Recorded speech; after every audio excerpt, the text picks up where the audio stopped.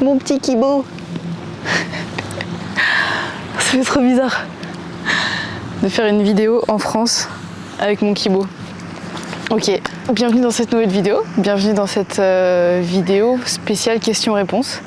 Je sais que vous avez pas mal de questions sur tout ce qui se passe, sur la suite, sur ce monsieur qui se trouve juste ici, sur ce que je vais en faire, sur l'aménagement. Cet épisode est là pour ça, je vais répondre à toutes vos questions. Ça fait 2 semaines qu'il n'y a pas eu de vidéo sur la chaîne, après la dernière qu'on a tournée en Afrique du Sud avec Joe, c'était les au revoir. Je voulais prendre le temps de faire cette vidéo questions-réponses tranquillement. J'ai lu tous vos messages, mais j'avoue que j'ai pas pris le temps de répondre à beaucoup d'entre eux et j'aime pas ça. Mais j'ai lu tous vos petits mots et ça m'a énormément touchée. Vous avez été beaucoup à réagir au fait que c'était officiellement la fin, qu'il fallait tourner la page du voyage à 2 et à 3 avec Joe. Mais je suis très contente qu'une nouvelle page s'ouvre avec Kibo qui est juste là. Et c'est parti pour répondre à toutes vos questions. Il y a une dame qui passe, c'est gênant. Ah, c'est youtubeur. Elle me regarde et elle se demande ce que je suis en train de faire. Bon, c'est pas grave, je m'en fiche maintenant. J'ai plus de honte. La première question, c'est comment tu vas ? Eh ben écoutez, déjà, comme à chaque fois, merci de poser les questions. Vous êtes pas mal à me poser cette question-là. Je sais pas si vous attendez à ce que je n'aille pas bien, mais ça va très bien.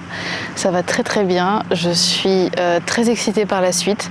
J'ai vraiment hâte de tout ce qui se passe et même je suis en plein dedans déjà, donc je suis trop contente d'y être. J'avais hâte d'être à ce moment-là, de pouvoir avancer tout simplement, de pouvoir commencer à vivre des choses avec Kibo, de pouvoir me projeter sur la suite, suivre un petit peu mes envies. Donc franchement, je vais très bien. Est-ce que tu vas retourner en Afrique et quand ? Quel est ton nouvel itinéraire ? Alors oui, évidemment, je vais retourner en Afrique. C'est marrant parce qu'il y en a certains, quand j'ai dit que c'était officiellement la fin, je pense qu'ils n'avaient pas assez suivi les épisodes précédents. Mais ils ont cru que c'était la fin de tous les voyages, genre la fin de la chaîne, la fin de tout. Mais non, je vous fais pas du tout mes adieux. C'est juste la fin d'un voyage à 2 et d'un voyage avec Joe qui était mon véhicule, qui n'est plus mon véhicule.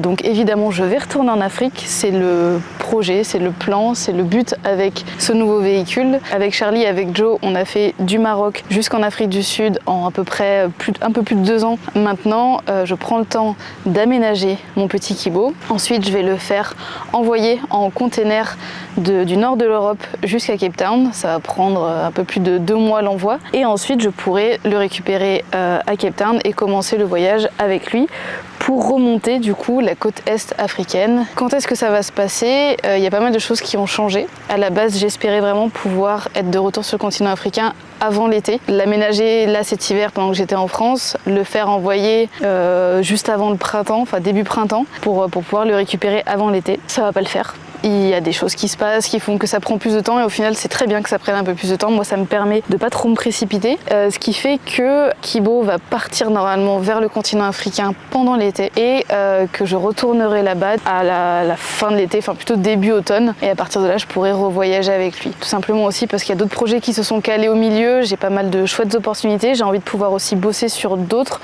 choses, d'autres reportages, des choses que j'ai pas le temps de faire quand je suis sur la route parce que mine de rien le rythme est assez élevé et au moins ça me donne une vraie pause. Ça me donne aussi le temps de bien le préparer. Je vais bien le tester en France aussi. Après, tranquillement, durant l'été, je me reprépare pour l'Afrique. Et puis début automne, c'est reparti pour une toute nouvelle aventure toute seule. Est-ce que tu te sens à l'aise à l'idée de continuer seule, pas d'appréhension, notamment dans les moments de galère ? Moi, je me sens totalement à l'aise de continuer seule. Pour ceux qui le savent pas, j'ai beaucoup voyagé seule avant de voyager pour cette grande aventure avec Charlie. Donc j'ai commencé mes voyages en solo. C'était principalement en sac à dos d'ailleurs. Je faisais beaucoup de stop, beaucoup de dodo chez l'habitant ou de camping sauvage, mais avec une tente, pas avec un véhicule. Donc en soi, c'est comme si je revenais un petit peu à mes premiers amours, donc ça me fait pas peur, ça c'est clair, j'ai pas du tout d'appréhension parce que je sais à quoi ça ressemble, je sais les ressentis que je vais avoir, je sais que dans certains moments de galère, ça va être un peu plus lourd à porter, mais après je sais aussi que je suis capable, je sais que je peux me débrouiller, je connais mes capacités, je connais ma capacité aussi d'adaptation qui est très importante, et donc non, j'ai pas du tout d'appréhension d'appréhension. À la limite, la seule chose qui je pense va me faire bizarre, c'est dans certains moments, tu es content de partager avec quelqu'un d'autre, soit parce que c'est un moment qui est beau, soit c'est parce que c'est un moment qui est dur. Et c'est clair que c'est plus simple quand tu es avec quelqu'un, quand tu peux parler, quand tu peux échanger, que quand tu es tout seul, bah, c'est toi et ta tête et tes pensées. Et du coup, c'est pas le même ressenti, c'est pas du tout le même voyage en fait. Mais j'ai très hâte de vivre cette aventure en solo. Après, je sais pas combien de temps ça va durer en solo. Le but, c'est pas de voyager toute seule toute ma vie. C'est pas non plus de retrouver quelqu'un à tout prix pour voyager dès maintenant. Même si je suis avec quelqu'un, j'ai pas forcément envie de voyager avec tout de suite. Enfin, voilà, je me pose pas trop de questions. Pour l'instant, c'est en solo, c'est très bien. Et je sais qu'il y aura toujours des gens pour m'aider. Je pourrai toujours rencontrer plein de monde si besoin. Sur la route, quand on est une femme qui voyage seule, en général, on vient assez souvent vers nous parce qu'il y a beaucoup de curiosité. Il y a aussi beaucoup de peur presque à notre place, donc franchement non, aucune peur en soi. Comment réaliser des images en étant seule désormais? Alors il faut savoir que la plupart des images que vous avez vues dans tous les épisodes qui ont été mis en ligne jusque là, je les ai tournées toute seule. C'est à dire que oui, vous voyez beaucoup Charlie dans les épisodes, mais en soi il n'y a que moi qui tourne mes images, donc tous les plans en drone, tous les plans d'interview, tout ça c'est que avec ma caméra et moi-même. La chose qui va le plus changer, c'est par exemple tous les plans avec Joe ou tous les plans de drone quand je roule. Là c'est sûr qu'à deux en fait techniquement c'était plus simple parce que par exemple quand il y avait un chouette endroit, je disais à Charlie bah vas-y conduis par là, moi je suis dehors, je te suis. Et en drone pareil, j'étais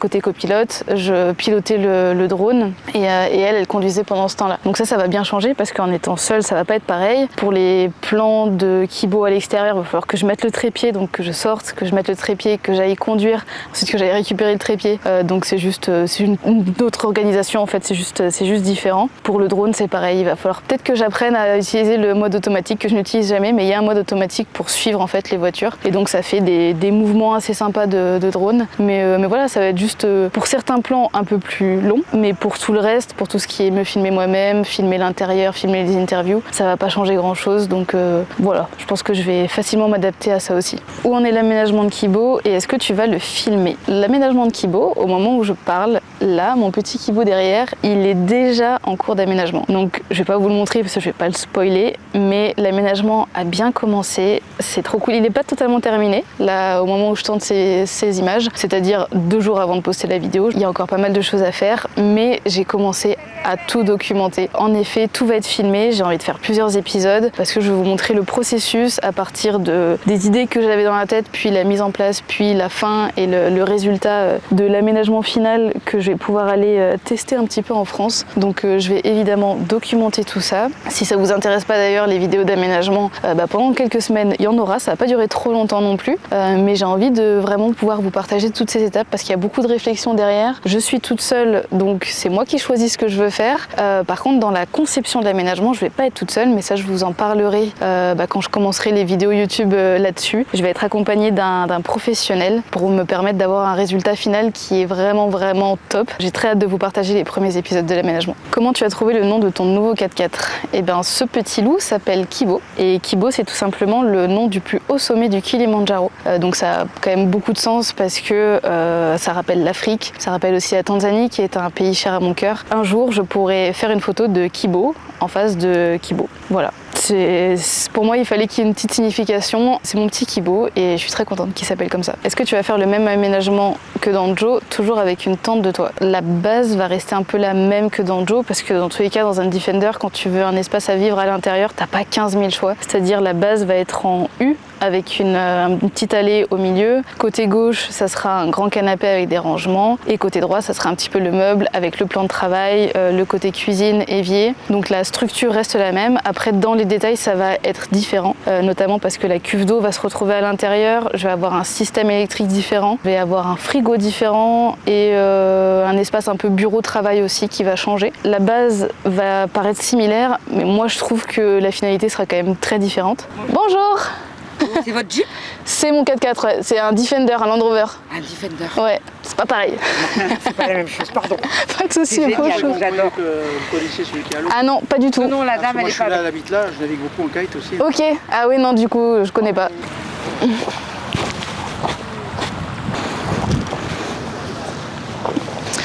Ok, je continue. Et toujours avec une tente de toit, eh ben, c'est potentiellement la chose qui va quand même beaucoup changer pour l'aménagement. Je pense, là j'ai un cheminement, ça fait des mois que j'y réfléchis, à 90% sûr, je vais profiter du fait d'être à Cape Town pour lui mettre un toit relevable à l'UQAB. Ça coûte un bras, mais ça coûte un demi-bras quand tu es à Cape Town parce qu'ils le font là-bas. Donc tu as beaucoup moins de frais par rapport au transport, aux douanes et tout. Donc c'est à peu près 50% moins cher que si tu le fais en Europe. Et c'est vrai que je bave sur ces toits relevables depuis très longtemps parce que ça permet deux choses. La première, c'est de pouvoir être debout dans ton aménagement. Alors j'en ressentais pas le besoin, mais c'est une option en plus. Quand tu lèves et le toit et le sommier, tu as un espace intérieur qui est énorme et tu peux être vraiment dans ton petit cocon. Et deuxième chose qui est vraiment la plus importante, c'est que ça te permet de rentrer dans ta tente par l'intérieur de ton véhicule. Et c'est vrai qu'en étant seule, alors j'aurais pas peur d'avoir l'échelle à l'extérieur et de passer par l'extérieur, mais j'avoue que pareil, si l'option est possible, une fois qu'il fait nuit, je m'enferme dans mon véhicule, j'ai mon évier, j'ai mon frigo, je peux manger, je peux faire ma toilette et ensuite je rentre dans ma tente pour dormir par l'intérieur. Mon véhicule étant fermé avec les rideaux et tout, j'ai une vraie intimité. Je trouve ça génial. Je pense très très fortement que je vais faire ça. La tente de toit James Baroud se trouve actuellement à Cape Town et je pense que je vais la vendre là-bas parce que je vais pas pouvoir la ramener. J'aurais bien voulu la ramener en France, mais la ramener en container, ça aurait été beaucoup trop cher. Ou alors faut trouver quelqu'un qui remonte en container et qui n'a rien sur le toit et sur laquelle je pourrais la fixer. Enfin, ça paraît quand même un peu compliqué. Donc je pense que je vais la vendre à regret, mais je peux pas la garder au Cap comme ça pour rien. Donc si jamais quelqu'un est intéressé d'ailleurs, n'hésitez pas à me le dire. Si quelqu'un arrive à Cape Town et a besoin d'une tente de toit, veut la récupérer ou quoi, et ben elle sera disponible pour un moment jusqu'à cet été. Elle va rester tranquillement à Cape Town, donc j'espère que je vais réussir à la vendre parce que sinon je sais pas du tout ce que je vais en faire. Mais voilà, il y a de très très fortes chances que Kibo se retrouve avec un toit relevable et je pense que ça sera mon aménagement ultime et j'ai trop hâte de voir le résultat de tout ça. Est-ce que tu peux nous en dire plus sur le changement de papier de Kibo? Pour ceux qui ne savent pas, Kibo, je suis allée l'acheter au Maroc parce que j'ai fait des recherches pendant des mois pour trouver un véhicule en France ou en Europe proche. Sauf que je voulais exactement un Defender déjà de base, c'est sûr, et un moteur 300 TDI parce que c'est le même que Joe, je le connais bien, c'est fiable et tout, avec un bon châssis, enfin en bonne forme, même s'il était un peu vieux, même s'il y avait des choses à faire dessus, il fallait que la base soit saine. Et j'ai cherché pendant des mois, soit c'était hors de prix, c'est-à-dire que Joe, on l'a acheté il y a 3 ans, 15 000 €. Là, c'est minimum 20 000 € sans équipement. Donc ça a augmenté, c'est énorme. Et puis je suis allée en voir quelques-uns, je suis allée jusqu'en Belgique pour en voir un et les annonces, elles n'étaient pas du tout comme dans la réalité, c'est-à-dire qu'on te montrait des belles photos et en fait quand tu t'y connais un petit peu et que tu regardes, il y avait des trous, il y avait des problèmes dans le châssis, des problèmes de rouille. Donc j'ai essayé et puis finalement j'ai trouvé une annonce au Maroc. On m'avait recommandé en plus ce véhicule de quelqu'un qui connaissait le vendeur. J'y suis allée une première fois, j'ai eu un gros coup de cœur, j'ai eu un très bon feeling avec le vendeur, j'y suis retournée, je l'ai acheté. Je savais très bien qu'en achetant un véhicule marocain, ça allait être un petit peu plus compliqué niveau papier, mais j'assumais totalement, tout simplement parce que en fait, je peux pas l'immatriculer au Maroc à mon nom. Ça c'est pas possible si je suis pas résidente, et je ne suis pas résidente. Sinon, ça aurait été plus simple, ça m'aurait pas dérangé qu'ils gardent les plaques marocaines, mais il faut au moins qu'il soit à mon nom pour les frontières et tout, en plus pour l'envoyer en container. Donc je l'ai ramené en France, je l'ai dédouané, et maintenant je suis encore dans le processus d'homologation du véhicule, parce que c'est un peu long, il faut le faire passer auprès de différents organismes, notamment la DREAL et l'UTAC. C'est en cours, ça avance bien, ça prend du temps aussi parce que j'avais des projets à droite à gauche, donc c'était un peu compliqué, il fallait récupérer certains papiers, donc pour l'instant je peux pas vous faire un topo complet sur comment ça s'est passé, combien ça a coûté et est-ce que ça valait le coup, parce que c'est encore en cours, mais une fois que ça sera terminé, je vous promets que je vous ferai vraiment un topo de tout ce qu'il faut faire si on achète un véhicule comme ça à l'étranger. Niveau YouTube, ça va donner quoi pour ces prochains mois? Eh bien écoutez, niveau YouTube, il va quand même se passer pas mal de choses. Le but c'est pas d'arrêter les vidéos jusqu'à retourner en Afrique, j'ai envie de documenter plein d'autres choses. À commencer par la semaine prochaine, il va y avoir une vidéo sur la France, mon retour en France. Je suis allée passer quelques jours en montagne, c'était vraiment trop cool, donc j'ai envie de documenter ça pour parler un petit peu de tout ce qui se passe aussi dans mon pays. Ça me tient à cœur de pouvoir le mettre en avant, pas montrer que des pays lointains, montrer qu'on peut aussi faire de chouettes découvertes juste à côté de chez soi. Et puis ensuite, il va y avoir plusieurs semaines d'aménagement du coup du véhicule, et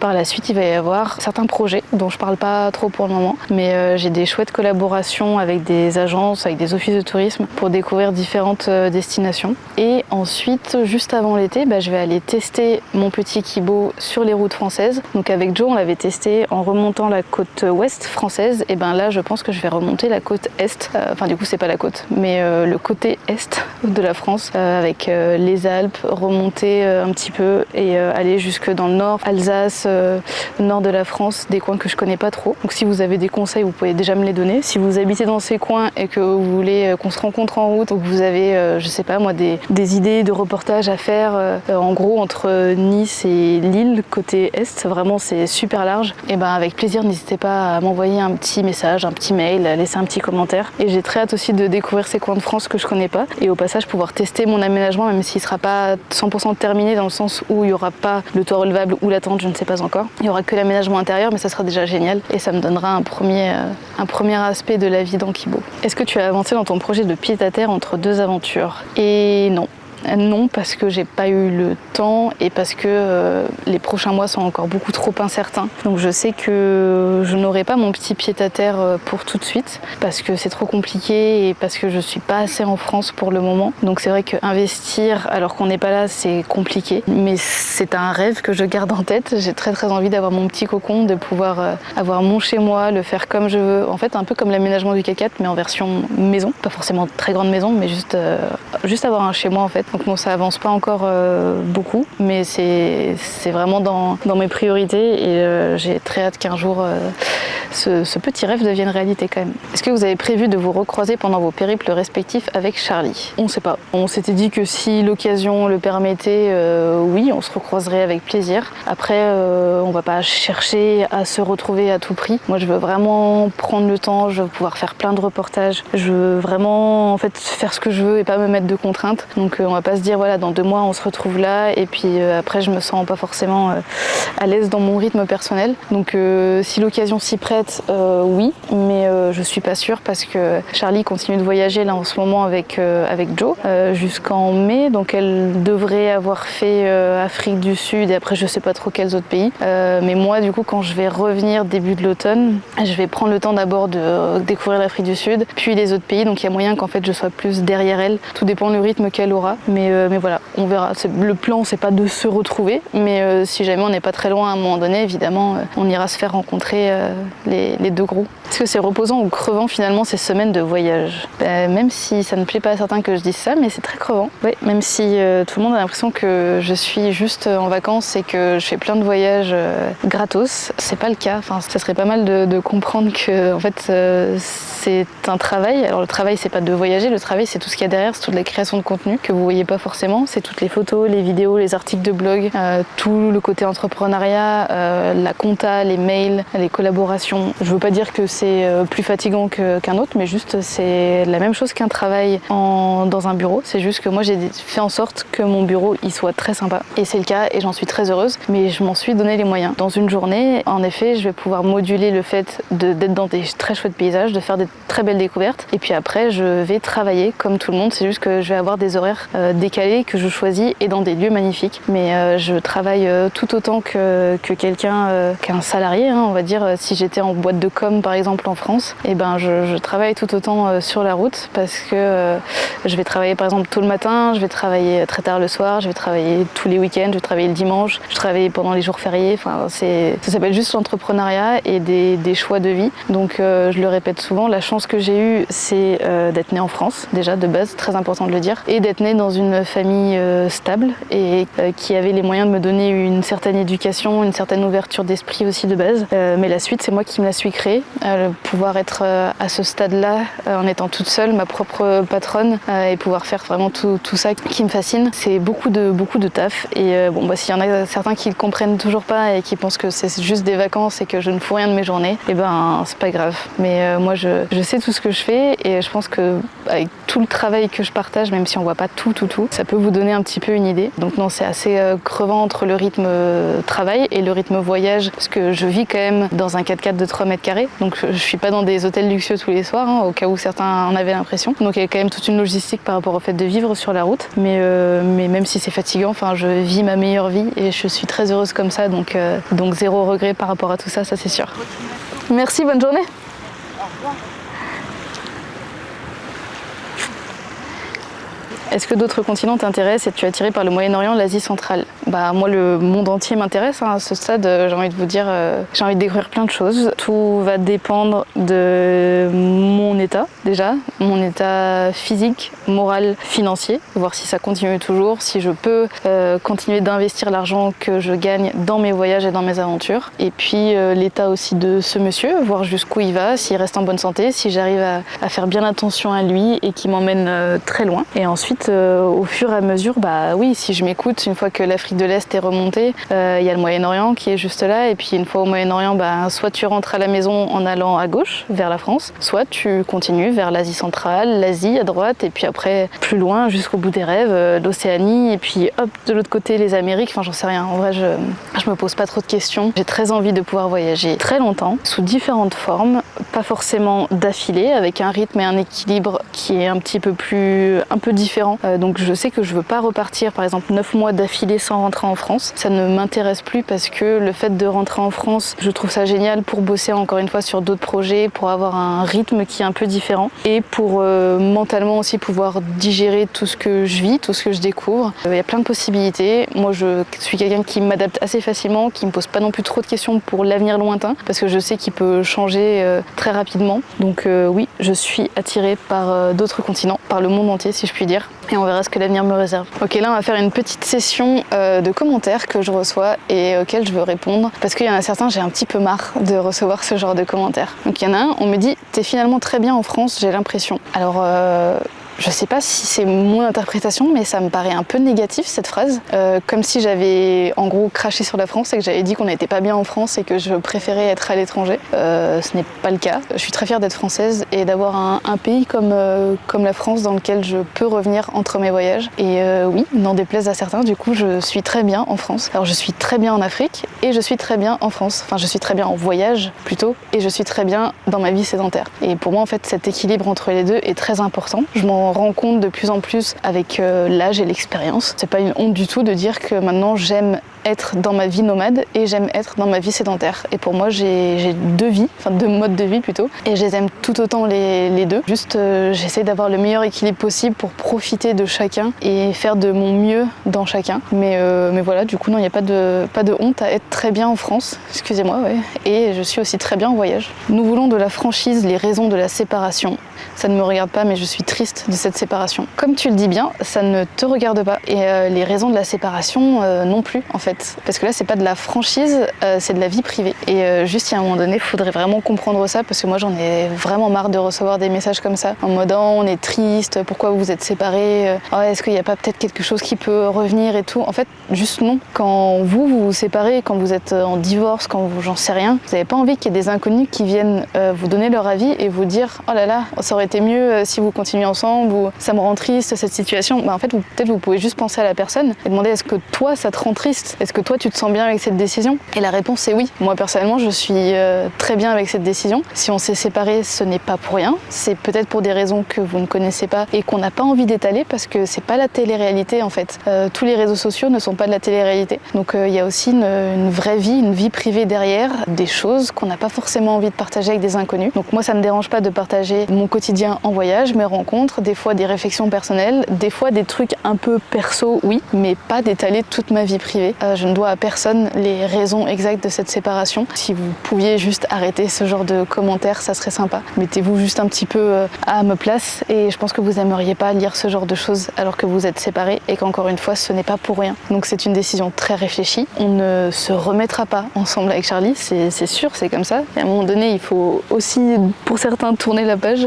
Je sais qu'on s'attache beaucoup au couple sur les réseaux. Mais des fois, on n'est pas là pour faire rêver, il y a une vraie vie derrière. Et personnellement, ça ne me rend pas triste d'être séparée. Je me sens beaucoup mieux maintenant, donc je respecte totalement Charlie et tout, mais juste j'ai le droit aussi de me sentir mieux maintenant et de le dire. Et ça n'enlève pas la jolie relation qu'on a eue et tout le respect que je peux avoir pour Charlie, mais juste j'en ai marre de recevoir ce genre de messages. Il te faut un partenaire, ça sera mieux un brave homme sur qui tu peux compter. Toi, t'as vraiment rien compris, hein. Donc je sais plus quoi dire à ce moment-là, mais oui, évidemment déjà, il ne faut qu'un brave homme, hein, sur lequel je peux compter. Une brave femme, ça marchera pas. Et j'ai besoin d'un partenaire parce que toute seule, je n'y arriverai pas. Ouais, bon, ça je relève plus en général.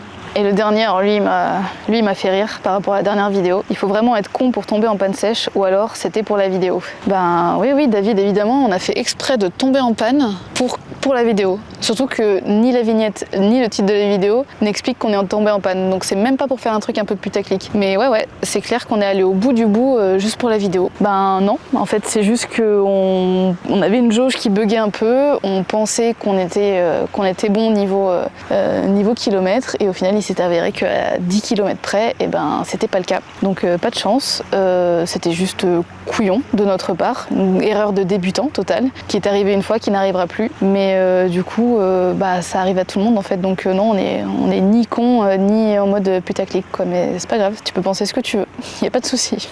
Ok, on passe aux dernières petites questions qui vont être un peu plus rapides. Est-ce que tu t'es préparé? Ah ouais, celle-là je l'aime bien aussi.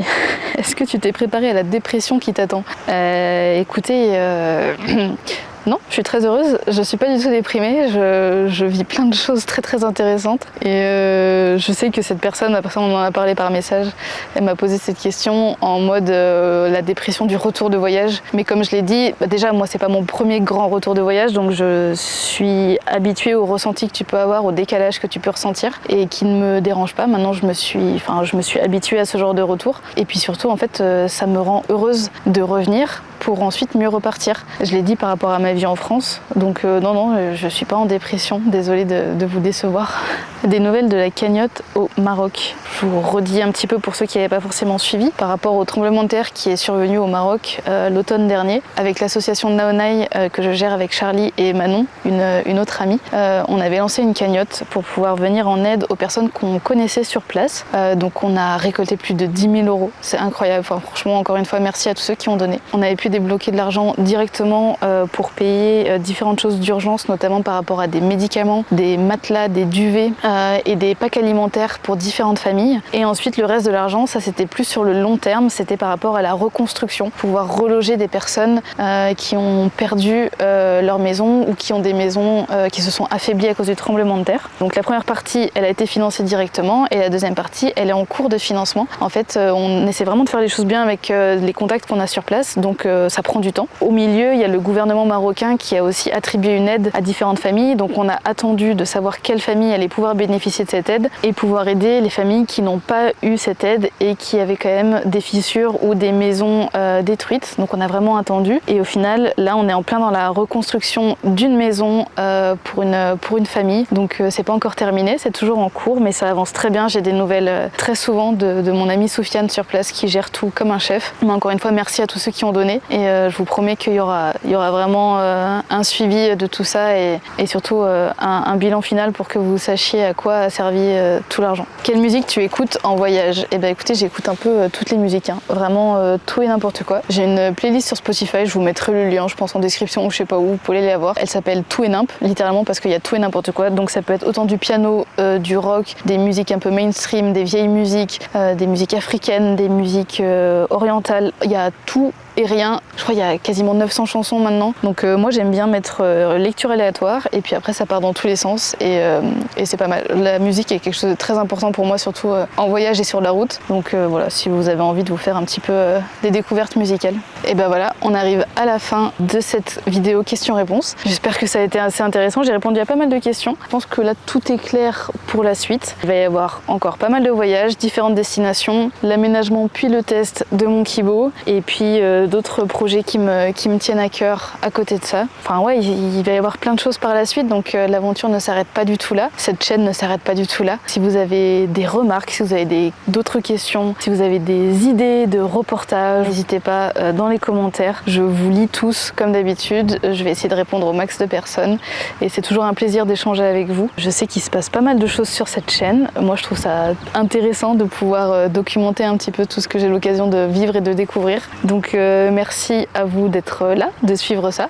J'espère que la suite va vous intéresser. J'ai hâte de vous partager la suite. J'ai un grand sourire, j'arrive pas à me l'enlever en vrai. Et c'est cool. Ça dit beaucoup pour la suite des choses. Et ouais, j'ai très hâte. Très hâte de tout, mais je suis déjà dedans, donc en vrai c'est pour ça je vis ma vie à fond et je la kiffe, je profite de beaucoup de choses, je redécouvre aussi des choses simples qui me font beaucoup de bien en étant en France auprès de mes proches et tout ça, d'avoir une certaine liberté, pouvoir mettre en place différents projets, donc c'est du grand positif et je compte bien vous partager tout ça dans les semaines et les mois à venir. N'hésitez pas à mettre un petit pouce en l'air, un petit commentaire, vous abonner si c'est pas le cas, et puis on se dit à la semaine prochaine et aux suivantes pour de nouveaux épisodes. Ciao!